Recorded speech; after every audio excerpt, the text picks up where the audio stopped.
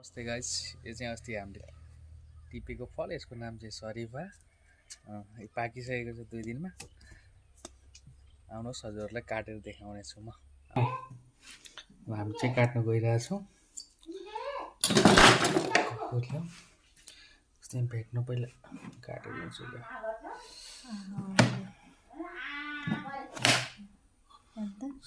फल यस्तो छ, ठिक्क पाकेछ नि त यो त। सीताफल सरिफा भन्ने हुन्छ। यसको बोट पनि देखाउनु पर्यो हजुरहरूलाई। गर्ने यस्तो हुन्छ यसको फल। यो चाहिँ यसको बोट हो। हेर्नु अलि लडरम्मै फलेको छ, माथि देखाउनु त यता रातो रातो अब पाक्दैछ। हजुरहरूलाई खान मन लागेदेखि सम्पर्क गर्नु होला। अनि यही नै हो फल चाहिँ।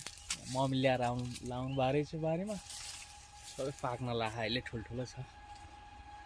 ल हस् त गाइस, ल हजुरहरूलाई पनि खान मन लागेदेखि चितवन कालिका नगरपालिका वडा नम्बर 3 कार्यालय, वडा कार्यालय अगाडि नै हाम्रो घर रहेको छ। सम्पर्क गर्नु होला र घरमै आउनु होला। हस् त, नमस्ते।